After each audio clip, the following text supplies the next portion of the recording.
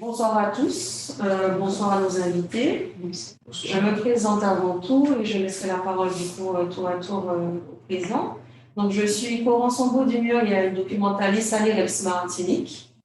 Et ma mission aujourd'hui, c'est de pouvoir justement aborder deux thématiques qui sont un petit peu, j'ai envie de dire, dans l'air du temps. Donc, la première, c'est le tabac et puis et la COVID-19.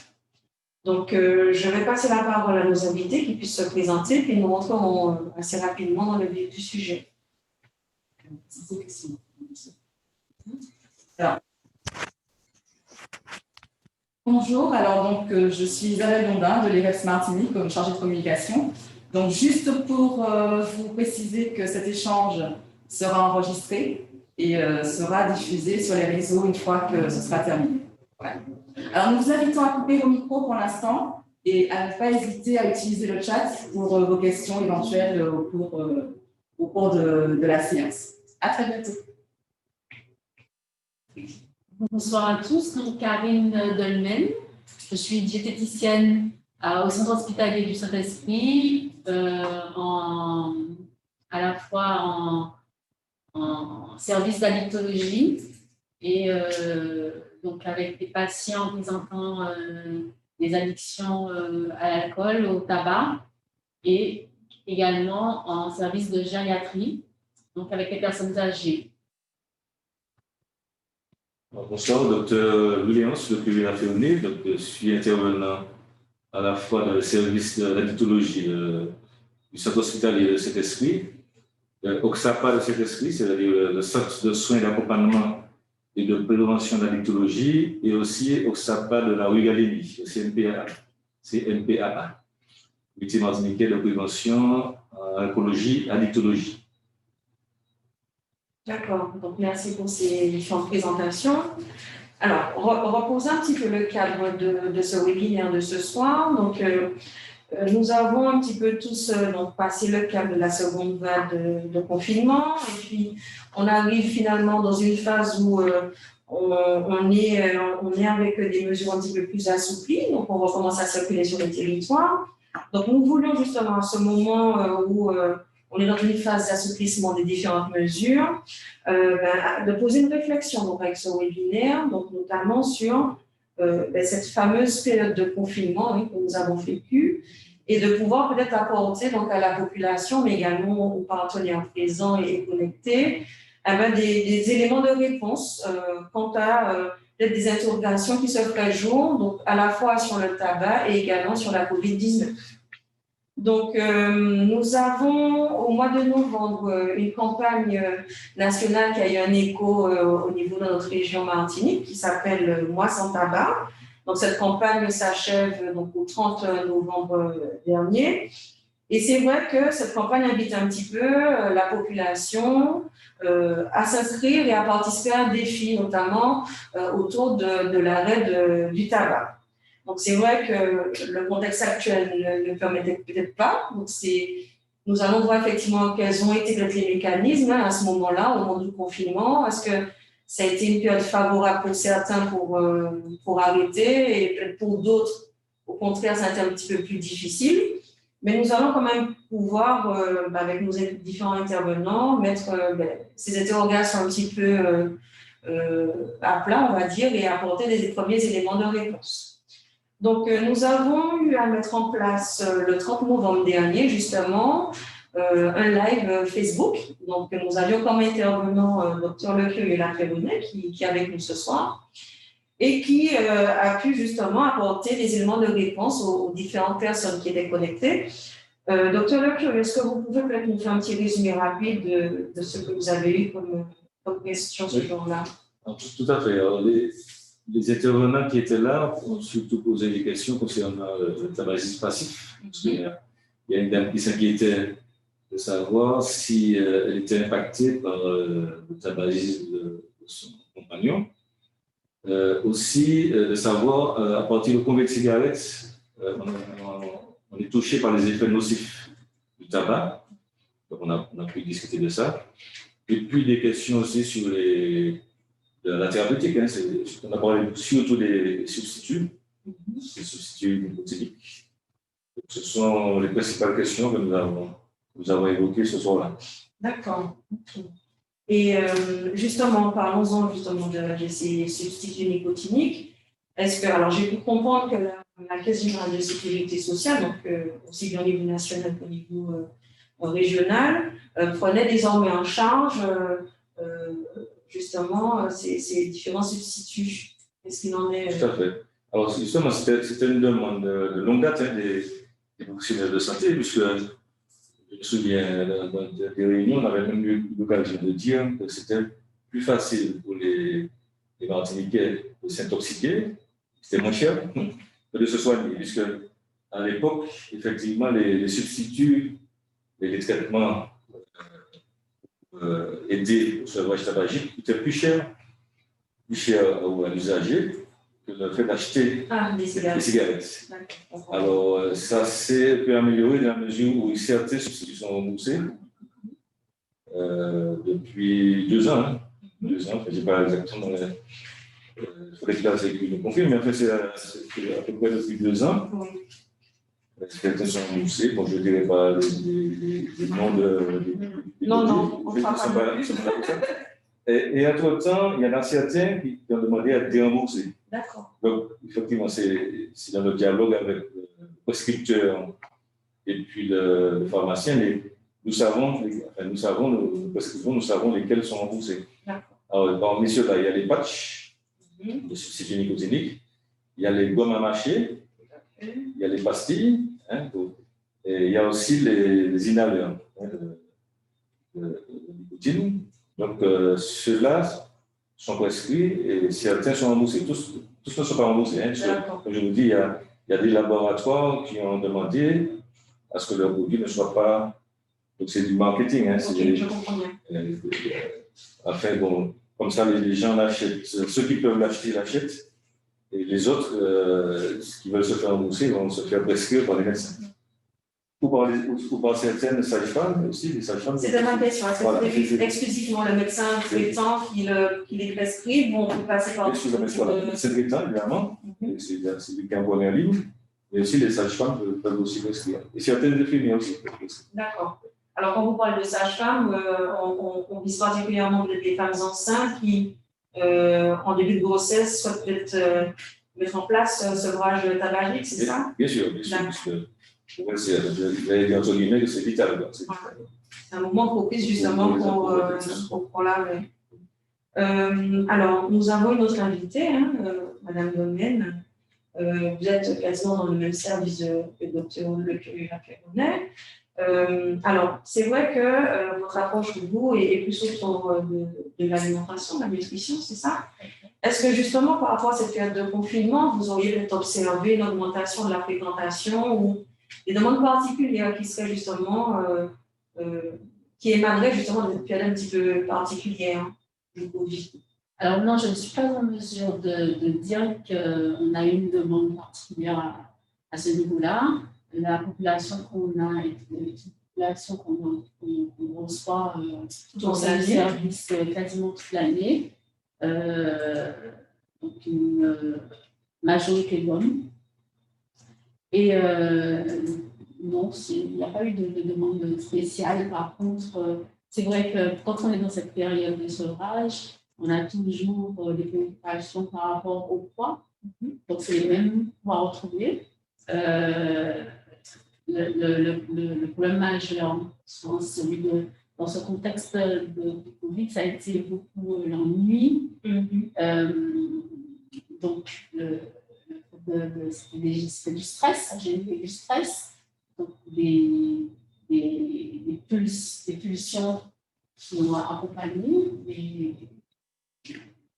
On a envie de manger sucré, on a envie de compenser un peu tout ça, ce stress, se couler cette. Donc, les habitudes alimentaires, elles ont évolué, ont été impactées par cette période. On peut le dire quand même si la demande n'a pas changé en elle-même, mais on sait que ce sont les problématiques qui ont été rencontrées. Et ce public que vous recevez tout au long de l'année, généralement, quelles sont les attentes? Quelles sont les attentes oui, est-ce que c'est plus des conseils? Est-ce qu'on est sur peut-être l'hygiène générale ou Alors, ça dépend du stade où ils en sont. On va avoir, pour les personnes qui ont déjà entamé cette démarche de sevrage, qui vont se rendre compte qu'ils sont gênés par certains comportements, qui vont faire appel à nous pour essayer de gérer au mieux, le quotidien. Donc, ils vont seront demandeurs d'astuces, de conseils pour gérer leur alimentation. Et puis, ceux qui vont préparer, qui vont amorcer leur démarche, qui n'ont pas encore été confrontés forcément à ce type de problématique, qui ne n'ont pas de demande particulière. Ils auront entendu dire que souvent on grossit à l'arrêt du tabac, ils vont peut-être avoir peur justement de passer à l'acte, à l'arrêt concret. Voilà. Par rapport à ça, à ce moment-là, le travail sera de les rassurer, de leur apporter quelques informations qui vont leur permettre de franchir le pas. Alors justement, est-ce que vous pouvez le partager avec nous et ceux qui sont connectés désormais? Bonsoir à ceux qui nous rejoignent au fil de l'eau. Oui, est-ce que vous pouvez le partager avec nous quelques conseils? J'avais préparé un document. On va partager du coup avec quelques informations qui pourraient aider à la compréhension. Il y a quelqu'un qui pose une question. Alors, on regarde le. Oui, donc, comme je le disais tout à l'heure, la première problématique dans le contexte du sevrage tabagique et puis du Covid qui est venu se greffer par-dessus cette année, c'est le piège du grignotage. Donc, quand on a le grignotage, c'est pour en général combler un stress, compenser un stress, un état d'anxiété, l'ennui.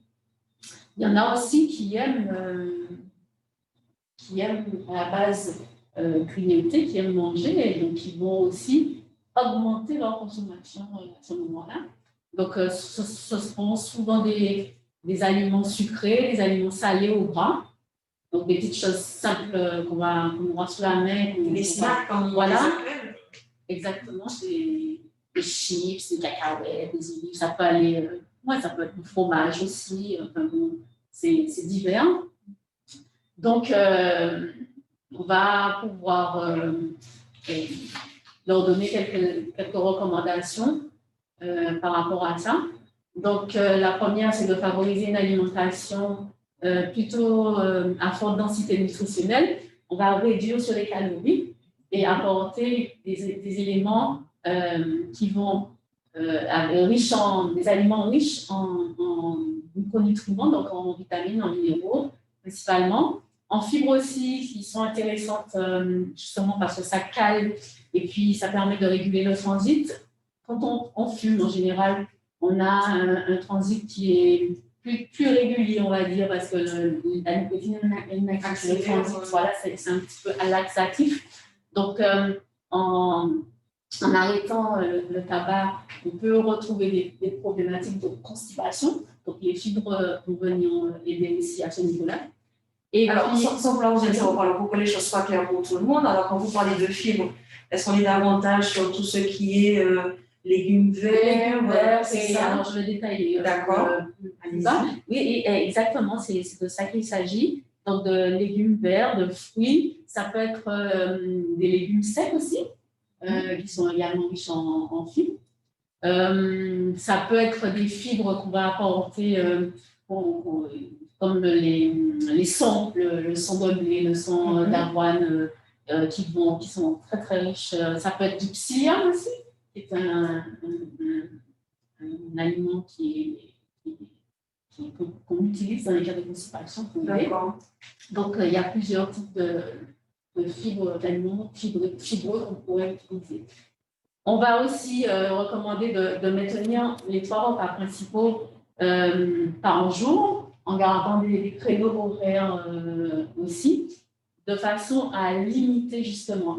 Quand on va manger de façon régulière, on va limiter les créneaux dans lesquels on pourrait grignoter parce qu'on va avoir des apports réguliers qui vont réduire en fait la sensation de faim. Et donc, on va faciliter la chose. Et puis, on peut rajouter 1 à 2 collations justement pour aider. Des collations bien structurées. Hein. On ne va pas dire de prendre justement des chips, on va avoir une vraie collation qui va pouvoir remplacer ce grignotage. Donc, on va aussi stimuler le goût et l'odorat avec des aliments qu'on retrouve dans notre quotidien, des choses comme les herbes aromatiques, les condiments, donc le sel, le poivre, pour redynamiser un petit peu pour tout le ça. goût, pour donner envie de manger et de bien manger.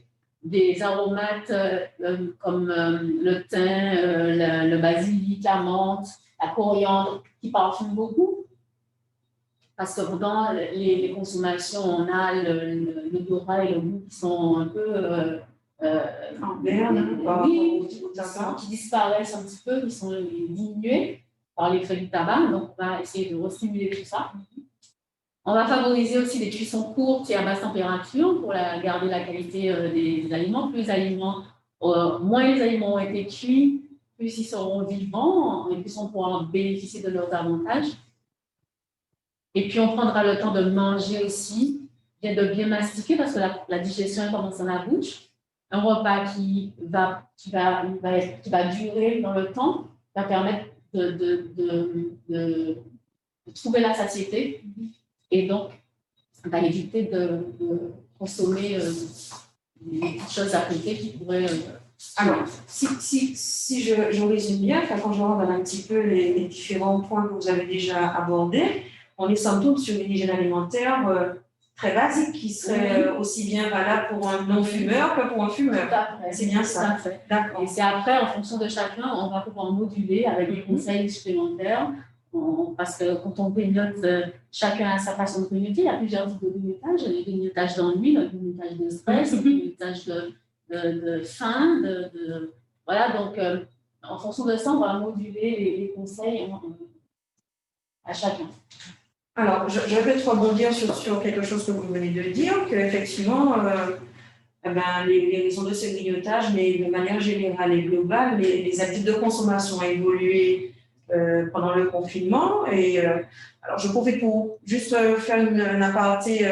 Il y a la Santé publique France qui, depuis le mois de mars, début un petit peu de cette crise, a mis en place une enquête qui s'appelle Covid-19, donc qui justement permet d'identifier un petit peu l'évolution des usages et des consommations des populations au niveau notamment des substances psychoactives, aussi bien tabac, alcool et autres. Et alors, quelque chose qui m'a effectivement un petit peu interpellée, je le partage avec vous, au niveau de l'évolution des usages de tabac, donc 27% des déclarants disent effectivement avoir augmenté leur consommation de tabac. Et ce sont les raisons un petit peu qui m'ont interpellée. Alors, 74 disent avoir augmenté par ennui et par manque d'activité, et que 48% du coup par stress. Donc, on a des fois effectivement une réaction par rapport à une situation, et bien sûr, elle change en fonction de chaque individu. Alors, justement, par rapport aux chiffres que j'ai avancés, docteur Le Curieux, est-ce qu'on retrouve peut-être les mêmes raisons des changements ou des évolutions de consommation à la Martinique?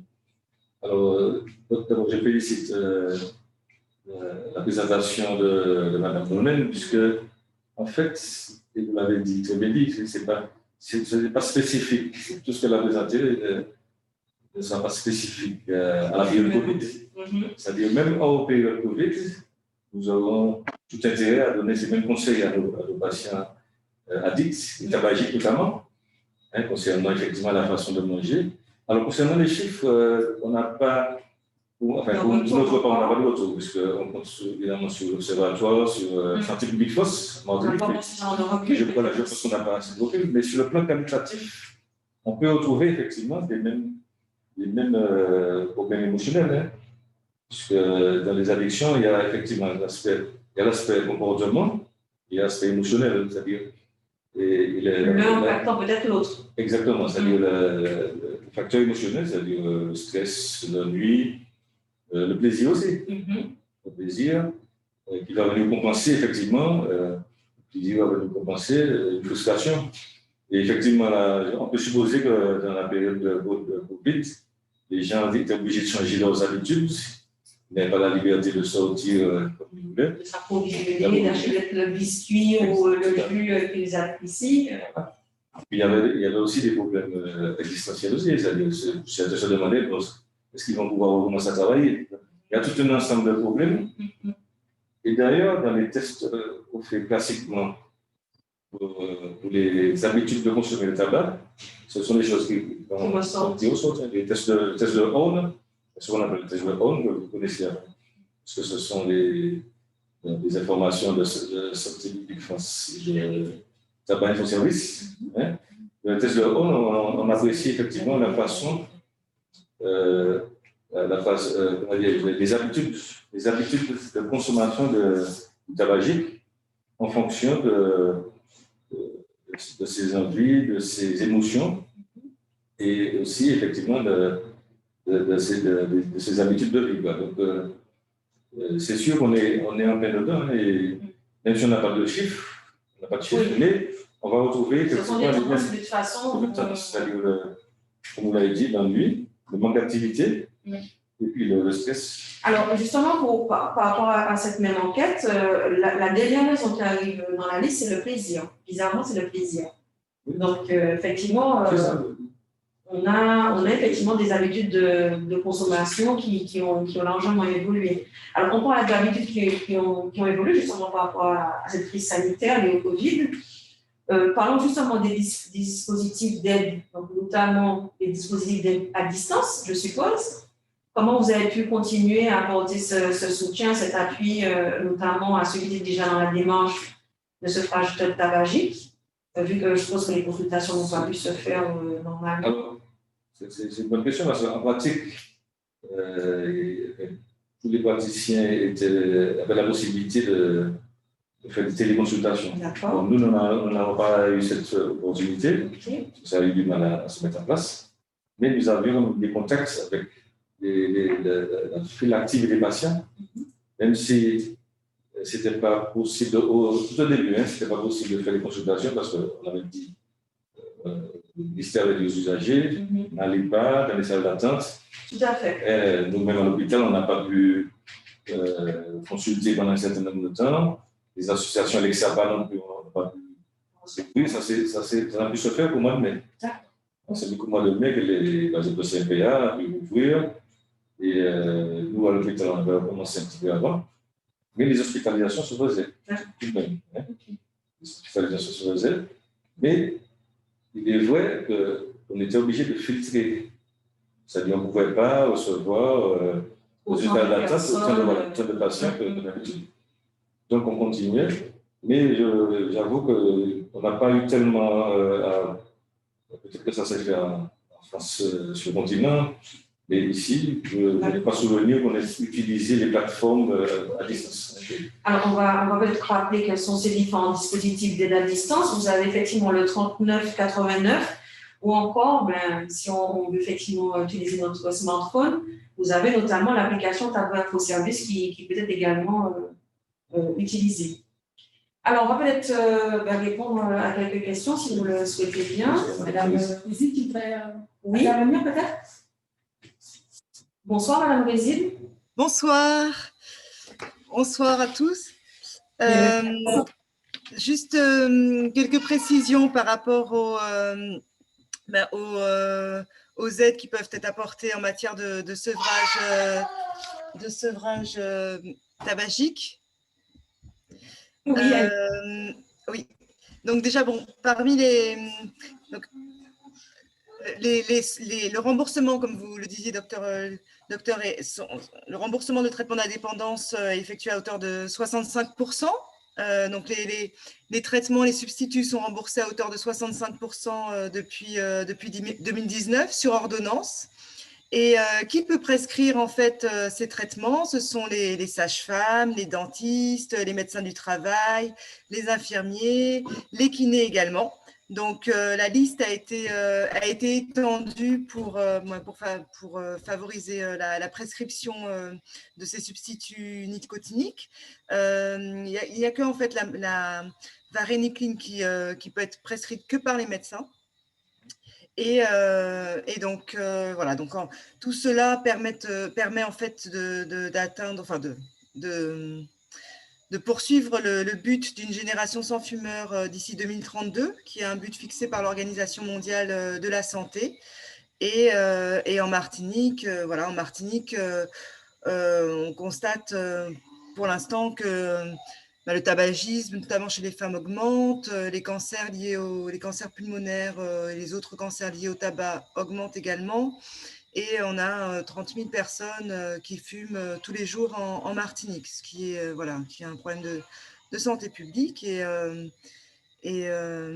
l'IREPS, donc, qui est ambassadeur du mois sans tabac, véhicule aujourd'hui, et puis depuis le mois de novembre, ce mois sans tabac, qui est un défi collectif pour inciter et accompagner les fumeurs dans une démarche d'arrêt. Et parce qu'un mois sans fumer multiplie par 5 les chances d'arrêter de fumer. Et même si le mois de novembre est terminé, voilà, même en décembre, on peut engager cette démarche d'arrêt, et les conseils diététiques peuvent aussi aider ceux qui auraient des hésitations en raison de, par peur de grossir, par exemple.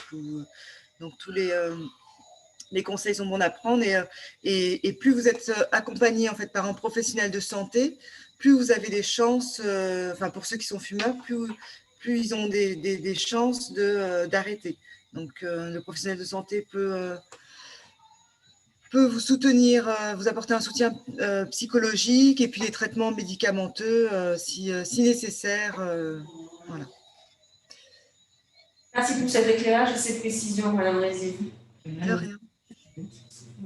Alors, justement, on parle un petit peu de ces fêtes de fin d'année qui arrivent, de l'optique justement de partager des repas familiaux entre amis, bien sûr, dans le respect des mesures et gestes barrières.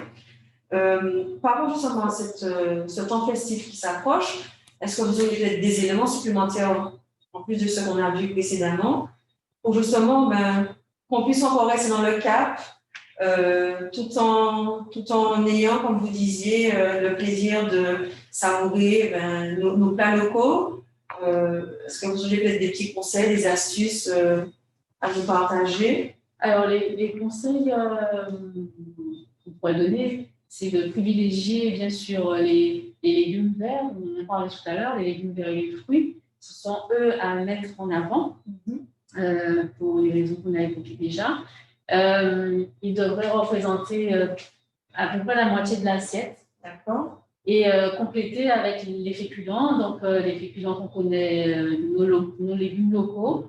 Ça sera l'occasion de manger l'igname, je crois, d'Angola. Il ne faut pas faire défaut.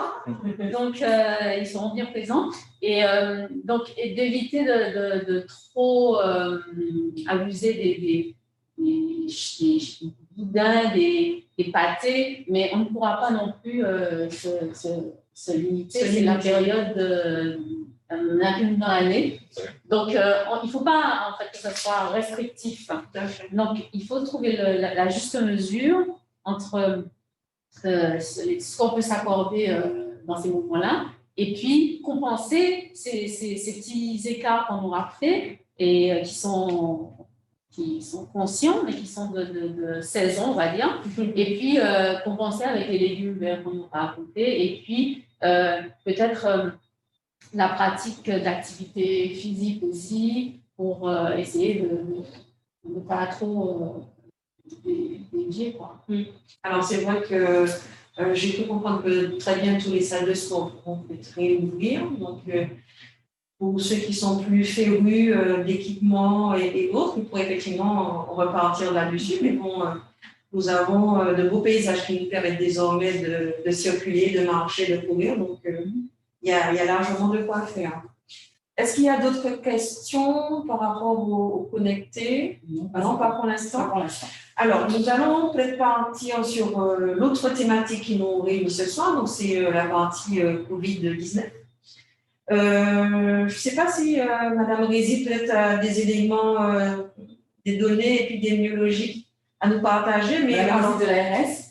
Oui, voilà, de l'ARS. Alors, nous n'avons pas précisé, vous êtes responsable du département de prévention de l'ARS Martinique. Alors, si vous avez peut-être quelques données épidémiologiques à nous partager, et puis, alors, ce qui serait intéressant peut-être pour nous, c'est si possible, d'assister peut-être sur la typologie des patients qui seraient atteints de la COVID-19 dans notre région. Si vous avez ces données à votre niveau.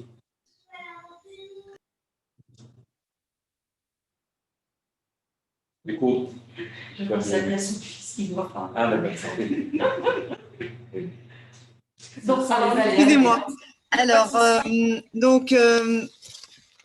alors les données épidémiologiques sont publiées chaque semaine par l'ARS parce qu'il y a un suivi rapproché en fait de l'épidémie, comme vous le savez, de l'épidémie de Covid par Santé publique France en lien avec l'ARS. Donc là, depuis le début de l'épidémie, on comptabilise 5575 cas. Le nombre de nouveaux patients positifs s'établit à 51. Donc là, on est en fait, la semaine dernière. Donc, on est dans une phase de diminution. Vous avez en fait selon les éléments qui sont transmis par Santé publique France, donc on a une gestion, on a eu 110 clusters d'identifiés, dont 102 qui ont été clôturés, 1 qui est en cours d'investigation et 7 maîtrisés. 42 décès depuis le début de l'épidémie, malheureusement. En milieu scolaire, donc on a 29 communes qui ont été concernées, 163 établissements, dont 57 écoles primaires et élémentaires, 26 écoles maternelles, 40 collèges, 36 lycées et une école de management. Et justement, est-ce que ces données de Santé publique France feraient remonter l'idée selon laquelle, par exemple, les fumeurs seraient plus impactés ou plus sensibles à une transmission à la Covid que les non-fumeurs, par exemple? Non, dans les données en fait de Santé publique France, on n'a pas en fait ces éléments par rapport, ces précisions par rapport à la part des fumeurs. Voilà. Là, dans les données qui sont publiées, ils ne sont pas catégorisés. D'accord.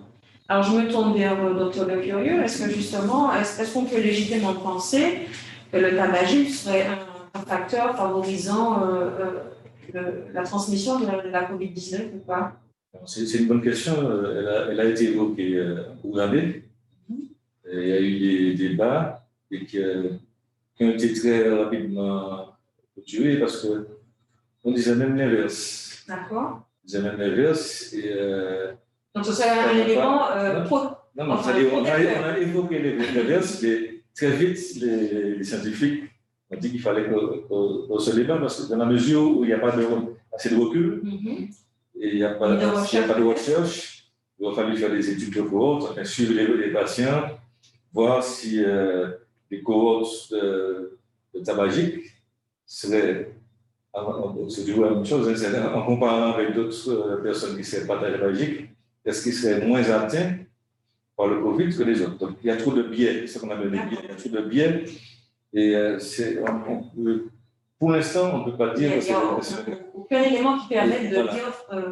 Et on pourrait même dire le contraire, parce que si un tabagique de longue date qui a une bronchite chronique, qui a une BPCO, qui a un BPCO. Un BPCO, c'est beaucoup plus pneumatique, obstructif que donne le tabac. Le tabagisme peut donner ça.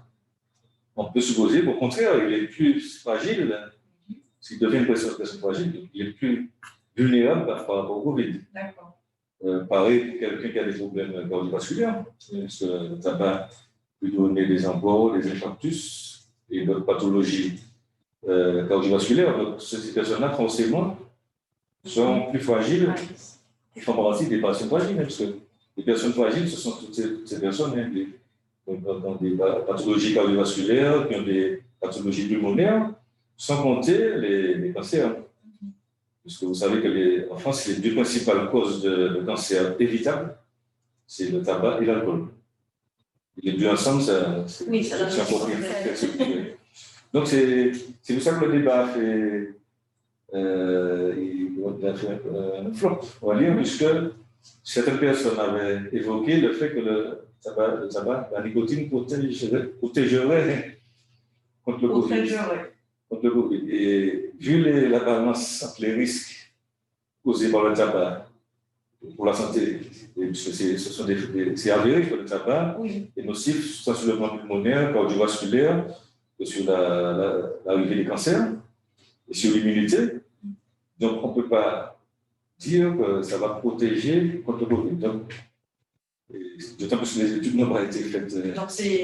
Donc, je pense que pour l'instant, on n'a pas de recherche. On n'a pas d'éléments. Par contre, on sait que le tabagisme et ses effets vont rendre la personne vulnérable par rapport à n'importe quel virus, par rapport au Covid, par rapport à la grippe, par rapport à n'importe quel virus. Celui qui a des pathologies pulmonaires, pathologies cardiovasculaires, il sera beaucoup plus fragile. Ça, c'est sûr. Ça, c'est un fait avéré. Maintenant, est-ce que ça protège? Je ne sais pas. Est-ce que la nicotine protège? Ça, c'est autre chose aussi? Je ne sais pas. Je ne peux pas dire. On n'a pas fait de recherche. L'une des raisons évoquées, c'était que les fumeurs s'isolent pour pouvoir fumer, justement, et que ça les protégerait de façon. Vous voyez, c'est vraiment des raisons qui sont évoquées, parce qu'ils éviteraient les transports en commun, ils prendraient leur voiture pour justement pouvoir fumer sur le trajet. C'est des raisons comportementales, ça. Mais c'est pas. On ne va pas dire que c'est pas comment. C'est pas le. Voilà. Après, c'est un bébé, ni prouvé. C'est vrai qu'on a entendu tout et n'importe quoi, ce sujet. Justement, Robina et Gare ont l'occasion pour nous de déconstruire un petit peu ces idées reçues. Il y en a eu quelques-unes qui ont circulé sur le net. Et je pense que c'est l'occasion, avec nos intervenants justement, de déconstruire un petit peu tout ça. Parce qu'on sait très bien que désormais, l'information reçue sur le net et puis les réseaux sociaux, via WhatsApp et autres, prennent des fois beaucoup plus le dessus que sur des informations scientifiques validées et vérifiées. Donc, c'est l'occasion pour nous un petit peu de couper court un petit peu à tout ça.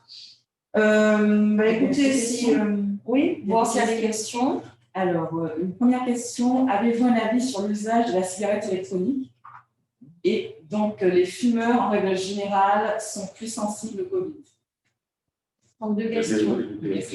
Alors, la première question, la cigarette électronique, alors depuis quelques années, quand elle est apparue, les pneumologues eux-mêmes disaient qu'il valait mieux la cigarette électronique que la cigarette.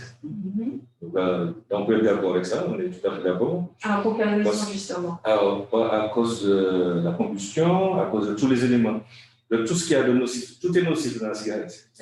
Tout est nocif, les goudrons, l'arsenic, etc. Tous ces avions sont des cancérogènes. Ce sont des cancérogènes et ils vont agir, ils vont faire libérer ce qu'on appelle des radicaux libres. Les radicaux libres, ce sont des anticontrôles, des antioxydants, c'est-à-dire ils vont être délétères pour les vaisseaux, pour les bronches, et puis ils sont mutagènes, c'est-à-dire ils sont cancérigènes, quoi, c'est-à-dire, sauf la nicotine. Sauf la nicotine. Et dans la cigarette électronique, vous n'avez pas cette même combustion. Vous n'avez pas les boutons, vous n'avez pas... Tout ce petit cocktail qu'on trouve dans la cigarette papier, voilà, vous n'avez pas cette combustion. Voilà. Par contre, on n'a jamais dit que la cigarette électronique était sans conséquence. Ouais, sans conséquence, c'est-à-dire qu'il y a quand même une petite combustion. Et donc, le but, c'est quand même de se sauver du tabac avec la cigarette électronique, mais après, il faut se sauver de la cigarette électronique. C'est ça. Et là, le conseil, c'est de ne pas continuer à utiliser la cigarette électronique pendant des années. Donc, on ne peut pas très légitimement dire qu'on peut substituer la cigarette papier par la cigarette électronique. Voilà, c'est-à-dire que si on le fait, ce sera temporaire. Hein. C'est-à-dire qu'il faut considérer. C'est une béquille, voilà, c'est une béquille.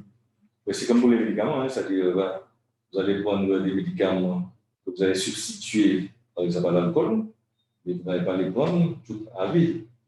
Puisqu'ils ont d'autres effets. Mais là, c'est pareil, c'est-à-dire que la cigarette électronique a moins d'effets néfastes sur les vaisseaux, sur les poumons, certes, mais elle n'est pas dénuée d'effets secondaires. Elle peut avoir des effets secondaires sur un long terme. Il y a des produits dedans qui sont mis en question. Voilà, sans compter les arômes, les produits, les effectivement. additifs, Produits de c'est synthèse. des saveurs qu'on rajoute et qui font peut-être le succès de la cigarette électronique. Notamment, je pense que oui, des femmes. oui, les femmes. Je pense que ce sont tous ces éléments qui n'ont peut-être pas encore été identifiés, qui font que cette cigarette électronique ne fait pas partie. Elle n'est pas prescrite. Voilà, elle n'est pas prescrite. Disons, la cigarette électronique, c'est-à-dire vous allez poser la question à votre médecin, il ne va pas forcément vous orienter vers. Voilà, mais il ne va pas vous la prescrire. C'est ça. Ouais, c'est une alternative. C'est une alternative, tout à fait. Ok, c'est bien dit. D'accord. Oui, et la dernière question. Donc, les fumeurs, en règle générale, sont-ils plus sensibles au Covid? Je dirais, le fumeur qui a des conséquences déjà de son tabagisme sera plus sensible à tous les virus, forcément, parce qu'il va devenir une personne vulnérable. Puisque le tabagisme va le transformer en personne vulnérable, tant sur le plan pulmonaire que sur le plan cardiovasculaire et que sur le plan des pathologies cancéreuses, des problèmes d'immunité. Donc, a priori, le fumeur va devenir plus sensible au Covid.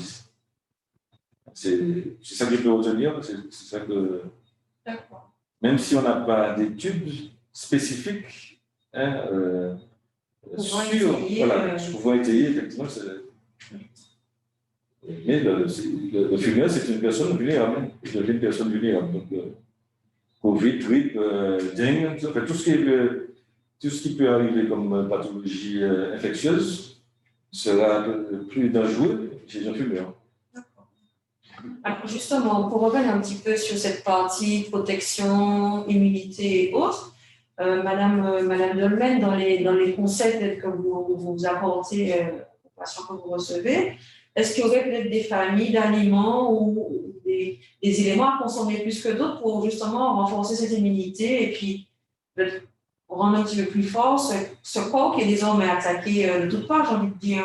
Alors, on va revenir sur les mêmes. Oui. Parce que c'est vraiment des c'est la base. Vraiment des produits très intéressants, justement parce qu'ils apportent ces micronutriments dont on parlait tout à l'heure, les vitamines, les minéraux, ce sont des éléments antioxydants.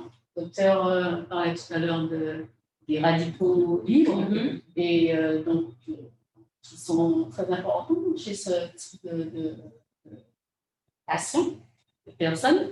Donc, les légumes verts et les fruits, ce sont les pourvoyeurs principaux de ces éléments-là. Donc, on va les consommer en abondance, frais, cuits, peu importe, en conserve, en transformés, ils gardent un minimum d'intérêt par rapport à ça. Donc, c'est vrai que plus on aura une consommation la moins transformée possible, et plus ça sera favorable à une action intéressante à ce niveau-là. Et on peut les consommer aussi sous forme de jus. C'est devenu une tendance, en fait. On parlait beaucoup de smoothies il y a quelques années. Maintenant, on parle plus facilement des jus de légumes. Alors, je dis bien jus de légumes verts parce que quand on dit jus, on a tendance à penser au jus de fruits. Et on n'aura pas le même résultat avec les fruits, forcément, puisqu'il y a un apport de sucre important. Donc, les fruits, on va les limiter. Et dans ces jus de légumes, pour qu'ils soient plus agréables, on peut rajouter des fruits. On va rajouter des fruits des fruits locaux, hein, de l'ananas, de la papaye, de la mangue, tout ce qu'on peut retrouver des fruits de saison, qui vont pouvoir adoucir les goûts et rajouter aussi donc, ces compléments de vitamines, vitamine A, vitamine C, dont le fumeur a un grand besoin, parce que ils sont déficitaires en général. Le tabac carence l'organisme dans ces vitamines, et donc ça sera principalement cela. Il y a aussi les oméga 3, dont on sait qu'ils ont un effet sur l'aide au sevrage.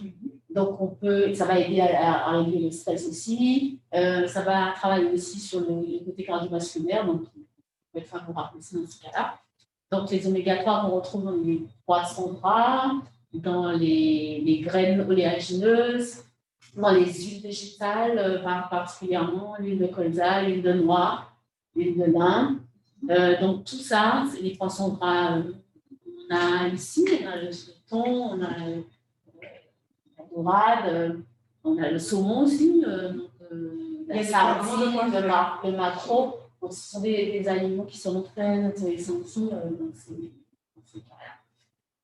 Il y a aussi les graines germées dont on ne parle pas beaucoup et qui commencent quand même à être une tendance, mais qu'on commence à voir un peu partout dans les magasins spécialisés, qui sont aussi des petites mines de santé.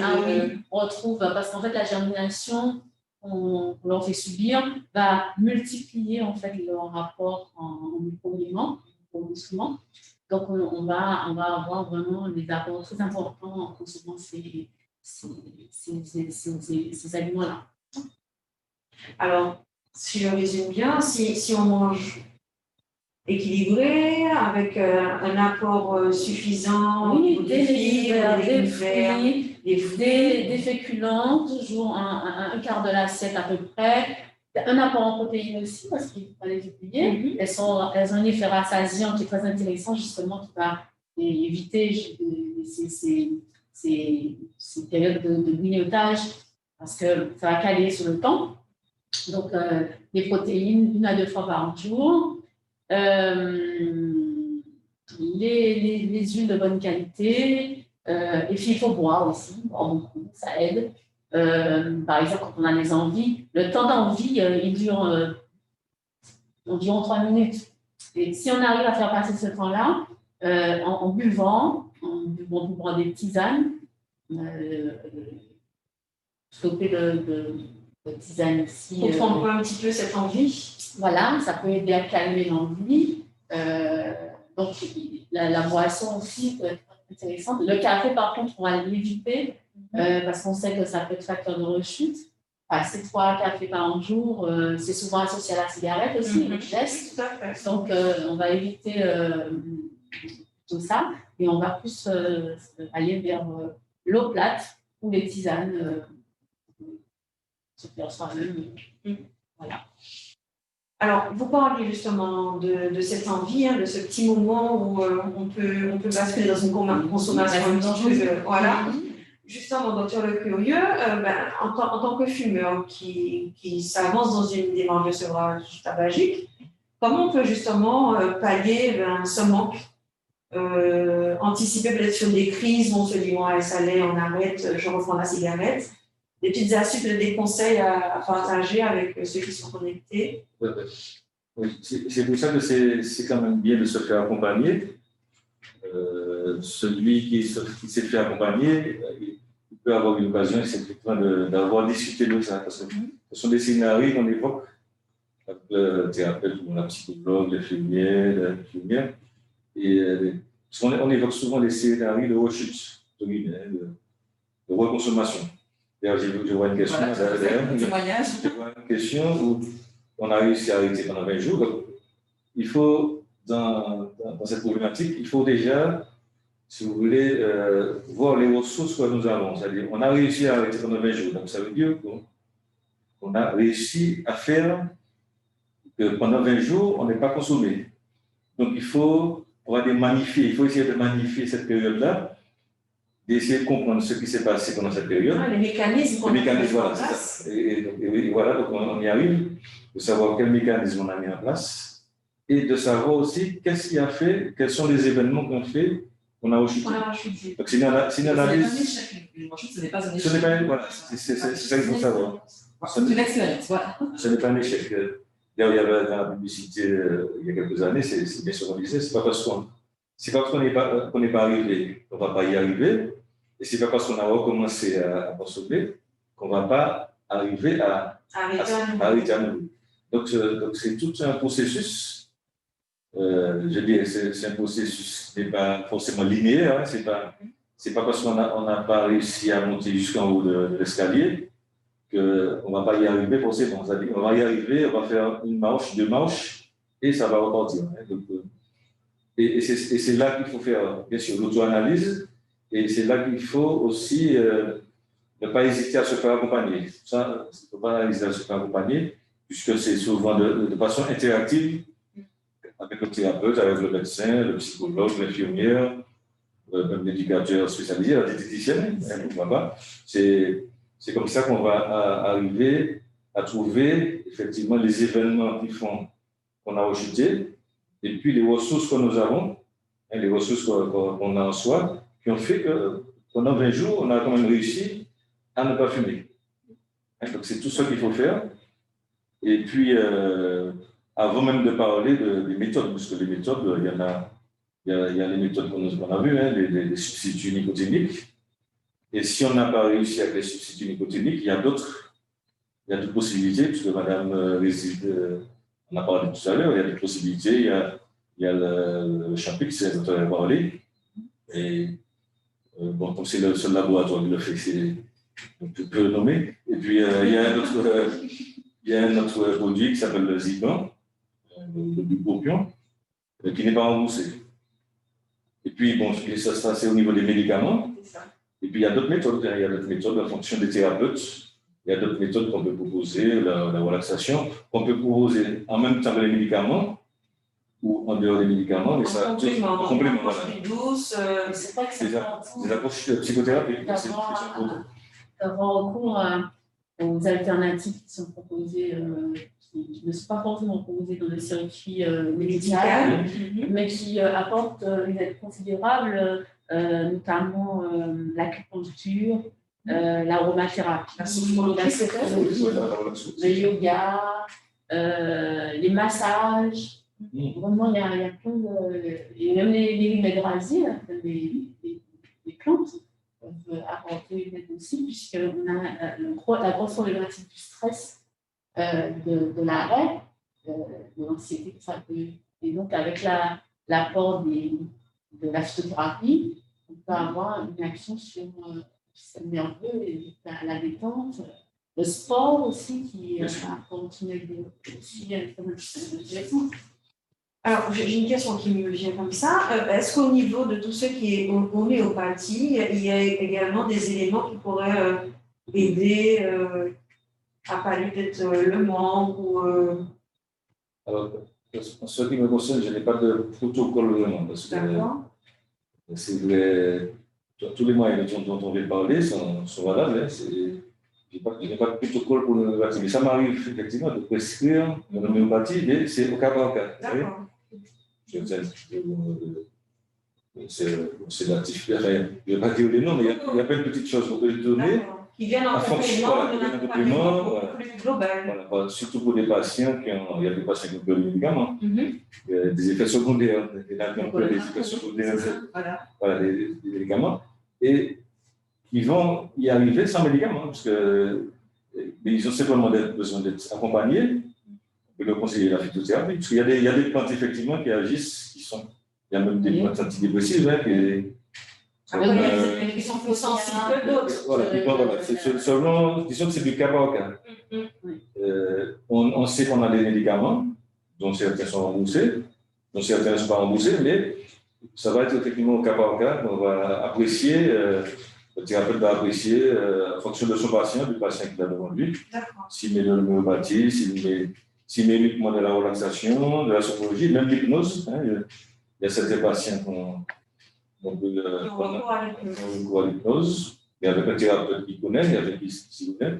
Et puis la méditation, parce qu'on en parle beaucoup ces dernières années, mais il y a la méditation, c'est la méditation de pleine conscience. Parce que justement, j'ai vu que dans le diaporama de Mme Dolmen, elle parlait de manger en pleine conscience. Et dans la méditation de pleine conscience, on apprend effectivement à être en pleine conscience, quelle que soit l'activité qu'on va faire, même en mangeant. Hein. Surtout peut-être même à manger, parce que parfois les gens mangent et puis on regarde la télé, voilà, et puis après vous leur demandez qu'est-ce qu'ils ont mangé, j'ai oublié. Parce qu'effectivement ils sont distraits et ils ne prennent pas le temps de profiter, parce qu'il faut leur apprendre aussi à profiter de l'instant présent. De l'instant présent. C'est pour sortir du stress, pour sortir des ruminations. Et la pleine conscience, c'est de ressentir sur l'instant présent. Le téléphone également. Oui, de couper, de mettre sur muet. Alors, pour revenir à des choses beaucoup plus pratiques, j'ai envie de dire. Alors, même pour ceux qui seraient connectés et qui auraient envie justement de bénéficier d'un accompagnement, ben, comment faire? Comment ça se passe? Est-ce que c'est un accompagnement qui est tarifé? Est-ce que c'est pris en charge par la Sécu, comme pour les substituts? Comment ça se passe? Alors, il y a une adresse. Oui, il y a une adresse, c'est ça. Vous avez parlé de l'application Tableau Info-Service. Donc, il y a certaines personnes qui vont y aller, c'est-à-dire pour s'informer. Le 3989 aussi. Mais il faut savoir que sur le territoire, sur la Martinique, nous avons ce qu'on appelle l'EXAPA. Alors, d'abord, nous avons le médecin traitant. D'accord. C'est la première étape. La porte d'entrée, c'est le médecin traitant, parce que c'est lui qu'on voit, a priori, c'est lui qu'on voit le plus souvent dans l'année, c'est lui qui nous connaît. Donc, c'est la première personne à qui on va confier son addiction. Deuxièmement, il y a les XAPA, les centres de soins d'accompagnement de prévention en addictologie. Donc, c'est toutes les addictions. Il y en a un petit peu sur l'ensemble du territoire. Sur l'ensemble du territoire. Donc, vous avez des XAPA hospitaliers, donc au CHU. Au CHU, vous avez le XAPA sur 2 sites, le site de Carac et de Trinité. À Saint-Ascri, vous avez aussi un XAPA hospitalier. Vous avez les XAPA associatifs, la Croix-Rouge et le CLPA, là où il y a les lits. Quoi que les gens allaient décider de ça. Oui. On va vous les sans problème. Voilà, vous passez. Donc, ce sont des structures qu'on peut solliciter. Voilà, des structures qu'on peut solliciter qui sont missionnées pour ça. Ce sont des structures depuis l'an 2017 qui avant c'était le CCAA, maintenant c'est avec ça. D'accord, ça a évolué au niveau de la mission. Ça c'est une chose. Mais c'est traitant. Et puis, bien sûr, il y a certains praticiens qui font aussi de la prise en soin en tabacologie et en addictologie. Et le complément à cette question-là, c'est peut-être de savoir quelles sont les méthodes. Les méthodes, on les a évoquées. Un petit peu. C'est de tomber sur les substituts nicotiniques. Donc, Madame Réside, donc c'est à préciser tout à l'heure. Et puis, bon, la varinicline et le champix, le Zipan, on en a parlé. Ce sont dans la séquence des prescriptions. Ce sont celles qui reviennent le plus souvent dans l'accompagnement. Sachant que les substituts, c'est ce qu'on peut donner aussi aux femmes enceintes. C'est la première intention. Parce que c'est eux qui ont le moins l'effet secondaire. L'effet sur l'organisme. Ce qu'on peut leur donner à la femme enceinte. Les champix, on évite, les autres, on évite. Ok. Alors, je pense qu'on a largement débattu sur cet aspect tabac. Alors, je rappelle effectivement que ce webinaire était également pour nous l'occasion de tordre le cou un petit peu aux idées reçues. Alors, on va voir quand même s'il n'y a pas de questions avant de regarder notre vidéo.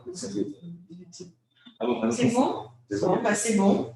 Ben, nous avons une petite vidéo à vous passer et si vous le voulez bien, nous allons réagir après le visionnage de celle-ci. À tout de suite.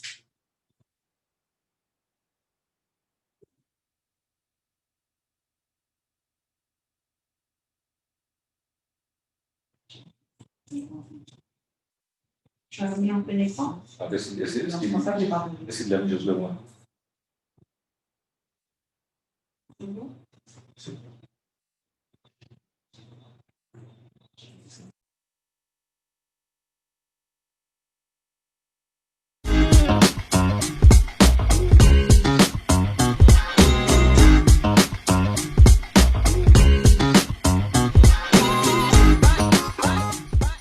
Les fumeurs atteints de la Covid-19 ont environ 2 fois plus de risques, malheureusement, d'avoir des complications que les non-fumeurs.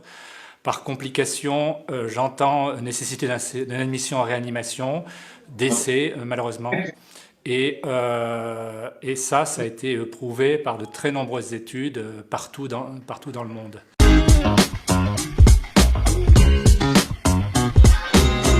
Alors ça, c'est effectivement une question intrigante, puisque beaucoup d'études qui ont été conduites un peu partout dans le monde semblent montrer que parmi les patients infectés par la Covid, il y a moins de fumeurs ou que la proportion de fumeurs est moindre qu'en population générale. Donc ce n'est pas du tout contradictoire avec le fait que les fumeurs ont une évolution plus grave. C'est que parmi les infectés, il vaut mieux être non-fumeur que fumeur, mais qu'en population générale, il semble qu'un fumeur a moins de risques d'être contaminé qu'un non-fumeur. Alors certains ont émis l'hypothèse de la nicotine, une hypothèse biologique, pour expliquer ce phénomène. Il y a plein d'autres explications qui sont possibles, voire probables, et en particulier des explications sociales. La Covid, c'est une maladie qui se transmet notamment par aérosol. C'est une maladie des contacts, d'où la distanciation physique. C'est une maladie des lieux clos, puisque vous savez que les risques sont maximum en lieu clos. Et quand on regarde, et notamment de par la réglementation qui interdit de fumer dans les lieux publics, les fumeurs sont beaucoup moins exposés que les non-fumeurs en lieu clos. Par exemple, en milieu du travail, qui est une principale zone de contamination par la Covid, un fumeur passe en moyenne 1 heure de moins qu'un non-fumeur par jour à son poste de travail. Dans un restaurant, un fumeur est plus souvent en terrasse qu'un non-fumeur. Les transports en commun, dans des grands centres urbains, ça a été montré à Paris, à Londres, les fumeurs préfèrent prendre leur voiture, par exemple, qu'être dans le métro, pour pouvoir justement fumer pendant les transports quand ils sont longs.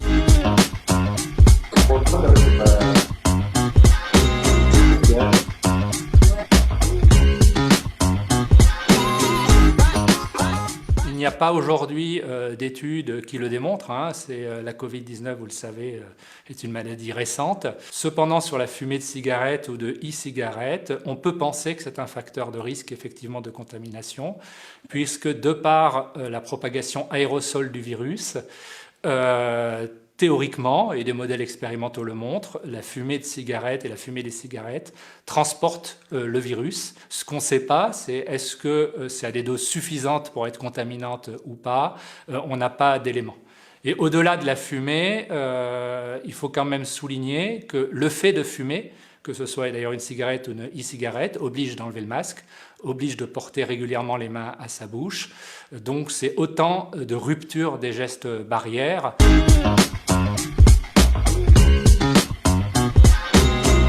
Très clairement, c'est fumer. Pour vous donner un ordre de grandeur, aujourd'hui, dans ce que l'on connaît de la létalité, c'est-à-dire la proportion de patients qui décèdent parmi les infectés, dans ce qu'on connaît de la létalité de la Covid-19, c'est entre 0,3 et 0,5% de létalité. Le tabac, c'est entre 30 et 50% de létalité. Donc globalement, on a 100 fois plus de risques de mourir du tabac en étant fumeur que de mourir de la Covid en étant infecté par la Covid.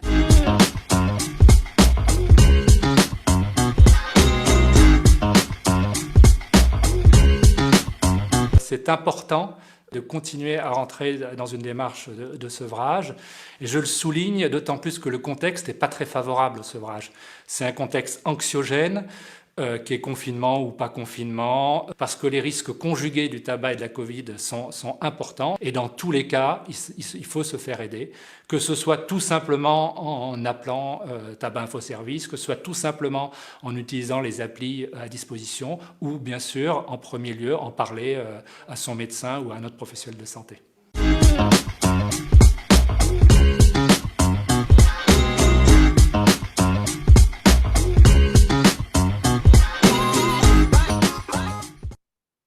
C'est bien, il a dit non.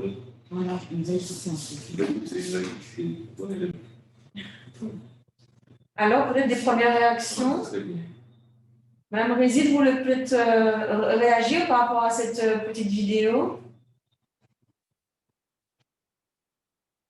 Vous m'avez entendu? Vous souhaitez réagir? Cette vidéo était, oui, cette vidéo était très intéressante, très claire et félicitations à vous, à l'IREPS, pour avoir organisé ce webinaire. Effectivement, lorsque l'un des risques est que les fumeurs, au moment où ils fument, ils ne respectent plus les gestes barrières. Excusez-moi. Ils ne respectent plus les gestes barrières. Ils sont obligés d'enlever le masque. On a également un contact entre la main, la bouche, et du coup, voilà, le virus, s'il est au niveau des mains, il peut passer au niveau de la bouche, et donc du coup, voilà, il y a un risque de transmission. Et donc ça, c'était très clairement exprimé dans ce documentaire. Et est-ce que voilà, je passe donc il était vraiment très bien. Donc je passe la parole au docteur Le Curieux s'il souhaite intervenir sur ce point. Ah, sur la vidéo, déjà, je constate qu'il a dit exactement, enfin, une grande partie de ce qu'il avait dit. Et bon, je suis tout à fait en phase avec lui, puisque, en fait, il y a deux choses. Il n'y a pas de recul suffisant pour affirmer que le tabagisme protège la Covid. Par contre, on constate effectivement que le fumeur, effectivement, il va s'isoler, puisque depuis la loi, auparavant, les fumeurs pouvaient fumer dans des espaces, dans les lieux publics. Maintenant, effectivement, il va s'isoler pour fumer, donc ça va réduire effectivement les contacts. C'est-à-dire, il est dans la distanciation, on va dire, pas moins de transport en commun, etc. Mais il ne respecte pas les gestes barrières. Et par contre, les pathologies du fumeur, en fait, il est fragile, il est plus fragile par rapport au Covid. Donc, je suis tout à fait en phase. Maintenant, est-ce qu'il faut faire des études pour montrer que la nicotine protège? Bon, ça, c'est notre aspect. Ça, c'est un autre aspect du problème. C'est notre aspect. Auquel cas, on pourrait peut-être, si jamais c'était avéré, on pourrait utiliser la nicotine, mais pas le tabac. Parce que le tabac est. Voilà, il faut dissocier les deux, parce qu'on a bien vu que le tabac est plus nocif. À la limite, il est plus nocif que le Covid lui-même. Donc on ne va pas dire qu'un comportement nocif va protéger contre la Covid, contre le Covid ou la Covid. Et Madame Dolmen, peut-être un retour par rapport à cette vidéo? Pas particulièrement. D'accord. Je comprends bien que les choses ne sont pas encore clairement posées. Voilà, il y a encore beaucoup d'a priori, beaucoup d'interrogations qu'on aura forcément avec le temps, parce que cette maladie, on voit bien qu'elle se développe, elle a tendance à se développer dans le temps. Donc, je pense qu'on a encore bien le temps d'analyser en fait toutes les dimensions de cette histoire. Alors, j'ai moi une question pour Madame Rézid et peut-être Madame Monrouille également, sa collègue de l'ARS. Alors, est-ce que désormais, on regarde des éléments qu'on a vus tout au long de ce webinaire, mais plus précisément dans la petite vidéo qu'on vient de visionner, est-ce que nous devrions, nous, en tant qu'acteurs, désormais aborder les différentes thématiques, alors je pense notamment à l'alcool et au tabac, l'aborder avec cette porte d'entrée Covid, c'est-à-dire intégrer la Covid comme désormais un élément qui pourrait impacter les patients ou tous ceux qui seraient addicts, soit à l'alcool ou au tabac, au regard justement de ces éléments comportementaux qu'on a vu dans la petite vidéo. Donc, je retraduis ma pensée. Est-ce que désormais, lorsque nous aurons à mettre en place une campagne soit autour du tabac ou encore de l'alcool, est-ce que nous devrions peut-être désormais intégrer cet élément, ce facteur qui est la Covid? C'est une bonne question. Alors, de toutes les manières, on est dans la stratégie de santé, on est obligé d'intégrer le Covid. Là, cette année, le Covid et notamment la période de confinement a entraîné un moindre recours aux soins. Les dépistages, par exemple, des cancers ont diminué pendant cette période. Le recours aux soins, enfin, notamment en particulier pendant le premier confinement. Et donc, ce qui a pu aggraver augmenter créer des pertes de chance pour les personnes atteintes de cancer, par exemple, ou aggraver. Excusez-moi, il y a du bruit autour de moi. Ou aggraver certaines maladies chroniques. Et donc forcément, le Covid a eu un impact. On est en période de crise sanitaire. Donc, voilà. Ça a forcément un impact sur le système de santé et sur la politique de santé. D'accord. Si c'est dans ce sens-là que… Oui, tout à fait. Madame Louis, vous souhaitez peut-être compléter ou rajouter quelque chose, s'il vous plaît? Je ne sais pas si vous m'entendez. Bonsoir à tous. Oui, c'est parfait. Très bien. Très bien. Non, effectivement, on est bien obligé, vu le contexte de crise actuel, de prendre en compte cette dimension dans la politique de prévention en général. On espère que ça sera le plus limité possible dans le temps et que nous allons nous sortir de cette situation. Mais effectivement, un certain nombre d'addictions, enfin les addictions peuvent en plus représenter des facteurs de risque supplémentaires pour les personnes qui sont atteintes de Covid. D'accord. Merci beaucoup. Alors, avant de peut-être clôturer nos échanges, nous arrivons peut-être à l'heure de fin. J'ai une question pour Madame Pierre-Louis, qui est la directrice de l'IREPS Martinique. Merci Madame Pierre-Louis d'être avec nous ce soir. Alors, c'est vrai qu'on y passe un petit peu vite, sous silence, sur la présentation de la structure. Donc, pouvez-vous nous dire peut-être 2 mots sur l'IREPS et sa contribution notamment dans sa mission d'appui à l'Agence régionale de santé, particulièrement dans ce contexte Covid? Alors, vous m'entendez? Oui, très bien fait. Bonsoir à toutes et tous. Alors, l'IREPS, pour ceux qui ne connaissent pas, on est structure d'appui de l'Agence régionale de santé. Alors, on est structure ce qu'on appelle l'expertise en santé publique. Alors, on dépend d'un réseau national, le réseau de la Fédération nationale des IREPS, et il y a une IREPS dans chaque région de France. Alors, les missions que nous faisons, ce sont des missions d'accompagnement, d'évaluation, et également de soutien en communication et connaissance de ressources documentaires, puisque nous avons autour de la table Madame Birba, documentaliste, et Madame Dondin, qui est notre chargée de communication. Alors, au niveau du mois sans tabac, donc, on est l'ambassadeur cette année de ce dispositif qui a déjà été présenté.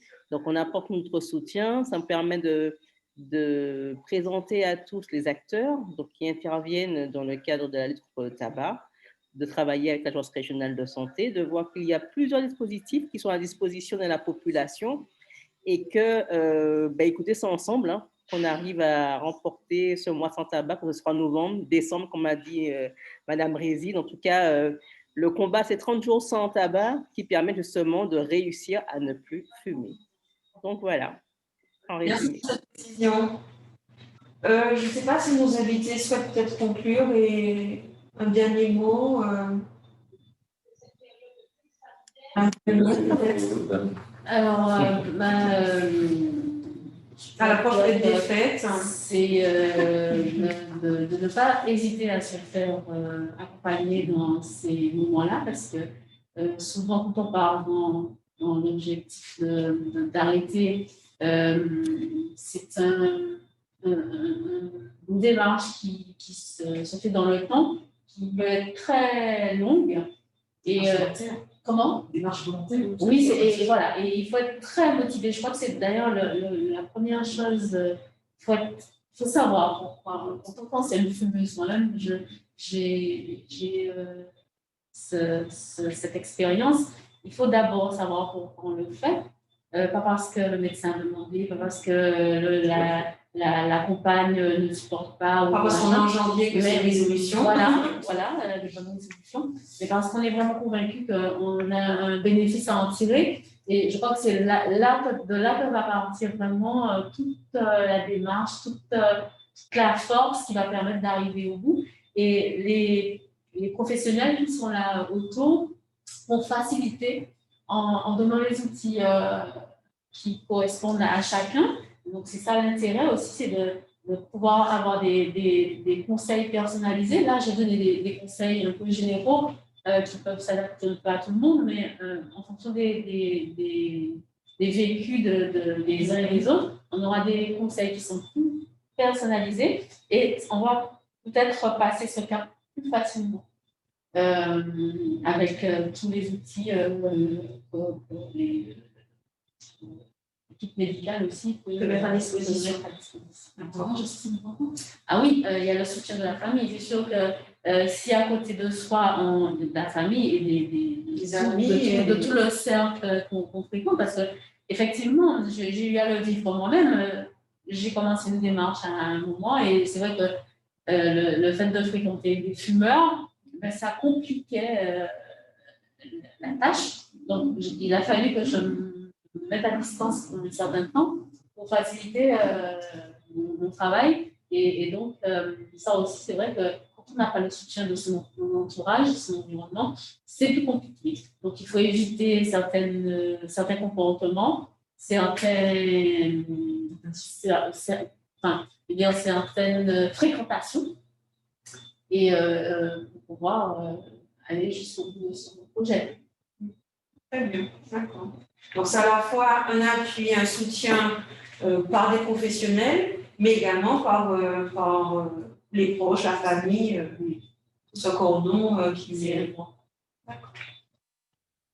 Docteur Le Curieux. Je suis tout à fait en phase avec ce qui vient d'être dit parce que j'ai l'habitude de dire que 90% du chemin, c'est le sujet lui-même.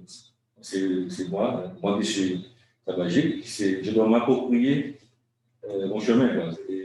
Et d'abord, choisir aussi peut-être une date, une période à laquelle je voudrais arrêter et me projeter dans l'avenir comme ayant arrêté le tabac. Ne pas hésiter à se faire accompagner et un entourage bienveillant, c'est bien aussi. D'autant plus que si on est en phase avec soi-même et qu'on sait qu'on va arrêter, si on le confie à l'entourage, ce sera une aide supplémentaire. C'est-à-dire que l'entourage va devenir ce qu'on appelle un co-thérapeute. Puisque si vous dites au compagnon, ou à l'épouse ou à la famille, je compte arrêter pour les fêtes de Noël, ou je compte arrêter pour l'anniversaire d'un tel ou tel, ou pour l'anniversaire d'un cousin, d'un frère, ou la naissance d'un enfant, si vous le dites, voilà, ce sont des appuis, ce sont des repères. Et on va vous rappeler, on va le passer de vous le rappeler. Sans pression. Oui, sans pression. Sans pression, c'est pour. Voilà, ce sont des repères, mais c'est le sujet lui-même qui s'approprie son chemin. Ça et qu'il ne faut pas non plus qu'il ait peur de se faire accompagner pour avoir les outils. Mais 90% du chemin, c'est lui qui va. Donc, il y a une forme de prise de conscience qui doit s'opérer avant d'entrer dans la démarche de plein pied. C'est une démarche consciente. C'est ça, on est. Une démarche consciente et volontaire. C'est OK. Une démarche volontaire. Alors, on vérifie quand même avant de clôturer nos échanges s'il y a des questions. Il me semble que non. Donc, je vais chaleureusement remercier nos différents intervenants, Dr. Lequeux et la Ferronnet, donc tabacologue, me semble-t-il, addictologie, voilà, au niveau de l'hôpital de Saint-Esprit et du CNPA également. Madame Dolmen, donc, qui est diététicienne au même service, donc l'hôpital de Saint-Esprit.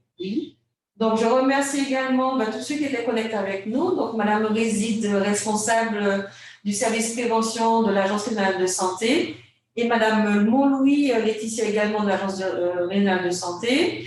Nous avons également Madame Pierre-Louis Carry, donc directrice de l'IREPS Martinique. Et je remercie tous ceux qui ont fait le choix de partager ce moment d'échange avec nous. Et nous vous tiendrons très bientôt informés des différents temps que nous mettrons en place. Parce que comme Dr. Lequeux l'a souligné, c'est vrai que le mois sans tabac, c'est au mois de novembre, mais vous avez quand même un accompagnement et un soutien qui sont tout au long de l'année. Donc, n'hésitez pas à nous solliciter. Nous serons là pour partager avec vous écoute, information tout au long de cette année. Merci à vous et très, très bonne soirée. Alors, les différentes coordonnées. Merci beaucoup. Les différentes coordonnées seront mises en ligne à la fois sur notre page Facebook, mais également sur le site de l'IREPS Martinique, notamment pour le XAPA et l'hôpital de Trinité. Voilà. Merci encore à vous. Merci, et très bonne soirée. à très très bientôt. Merci à vous pour ce séminaire. Merci à vous. Merci. À bientôt. Bonne soirée à vous. Et bonne fête de fin d'année. Au revoir. Au Au revoir. revoir. Sérénité. Oui, et en conscience. Donc, alors comme je l'ai dit, ça ne vous dérange pas qu'on puisse communiquer les différentes